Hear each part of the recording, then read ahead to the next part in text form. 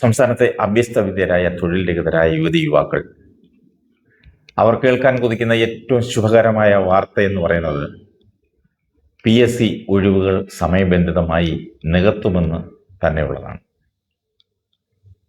ആ വാർത്തയാണ് PSC rank ലിസ്റ്റുകളുടെ കാലാവധി തീരും മുമ്പ് വിവിധ സർക്കാർ വകുപ്പുകളിലായി നിലവിലുള്ള മുഴുവൻ ഒഴിവുകളിലേക്കും ആ പട്ടികയിൽ നിന്ന് നിയമന നടപടി പൂർത്തിയാക്കുന്നതുമായി ബന്ധപ്പെട്ട വാർത്തയാണ് ഇക്കഴിഞ്ഞ ദിവസം പുറത്തു വന്നത്. ഇത് കേൾക്കുമ്പോൾ എത്ര നല്ല നടക്കാത്ത സ്വപ്നം എന്നവർ മനസ്സിൽ പറയുകയും ചെയ്യും. നിർഭാഗ്യവശാൽ PSCയുമായി ബന്ധപ്പെട്ട് പുറത്തു വന്നുകൊണ്ടിരിക്കുന്ന വാർത്തകൾ അത് തീരെ ശുഭകരമല്ല. പരീക്ഷാ മൂല്യനിർണയത്തിൽ നടന്നതായി ആരോപിക്കപ്പെടുന്ന ക്രമക്കേടുകൾ അത് വെളിച്ചത്തായതിന് പിന്നാലെയാണ് അതേക്കുറിച്ച് നടത്താൻ നിശ്ചയിച്ച ആഭ്യന്തര വിജിലൻസ് അന്വേഷണം അത് തന്നെ അട്ടിമറിക്കാൻ കരുനീക്കം നടക്കുന്നതായുള്ള ആക്ഷേപം. അങ്ങനെ ഒരു ആക്ഷേപവും കഴിഞ്ഞ ദിവസം പുറത്തു വന്നു. കേരളത്തിൽ യോഗ്യതാ ബിരുദങ്ങൾ നേടുകയും 29 വയസ്സ് പൂർത്തിയാക്കുകയും ചെയ്തവരിലെ തൊഴിലില്ലായ്മ 29.9%.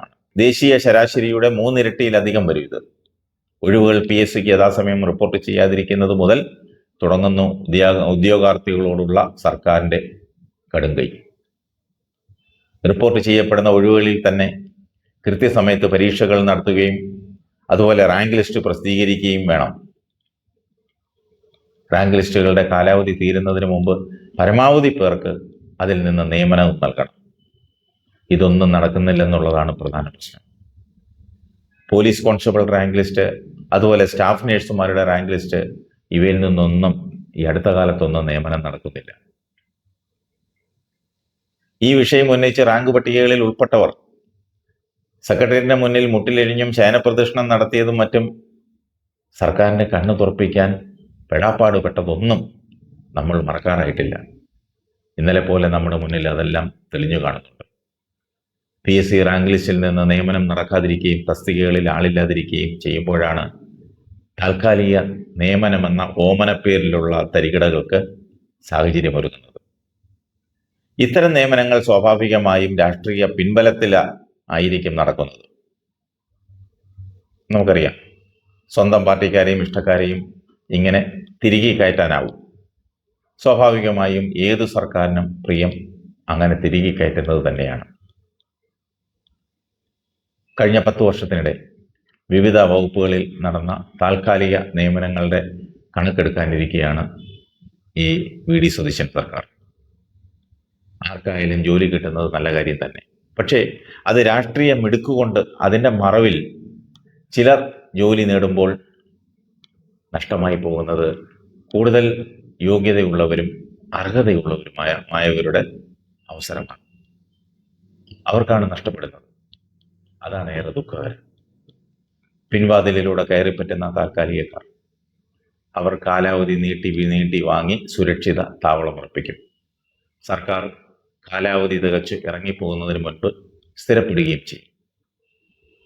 PSC പരീക്ഷ എഴുതി കാത്തിരിക്കുന്നവർ വേഴാമ്പലുകളായി നോക്കിയിരിക്കുകയും ചെയ്യും.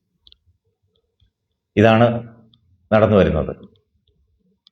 ഇപ്പോൾ പൊതുമേഖലാ സ്ഥാപനങ്ങളിൽ ഉൾപ്പെടെയുള്ള ഒഴിവുകൾ അത് 3 ആഴ്ചയ്ക്കകം PSCക്ക് റിപ്പോർട്ട് ചെയ്യാൻ വകുപ്പ് മേധാവികൾക്ക് നിർദ്ദേശം നൽകിയിരിക്കുകയാണ്. ഒഴിവുകൾ റിപ്പോർട്ട് ചെയ്യാത്ത വകുപ്പ് മേധാവികളുടെ പേരിൽ കർശന നടപടിയെടുക്കാൻ വകുപ്പ് സെക്രട്ടറിമാർക്ക് അയച്ച കത്തിൽ ഭരണപരിഷ്കാര വകുപ്പ് നിർദ്ദേശിച്ചിട്ടുമുണ്ട്. അതൊരു നല്ല കാര്യമാണ്. നിരവധി റാങ്ക് ലിസ്റ്റുകളിൽ നിന്ന് 1-ാം റാങ്കുകാർക്ക് പോലും ഇതുവരെ നിയമനം നടക്കാതിരിക്കുന്ന നാണക്കേടിനിടയിലാണ് ഈ പുതിയ നിർദ്ദേശം വന്നതും മറക്കരുത്.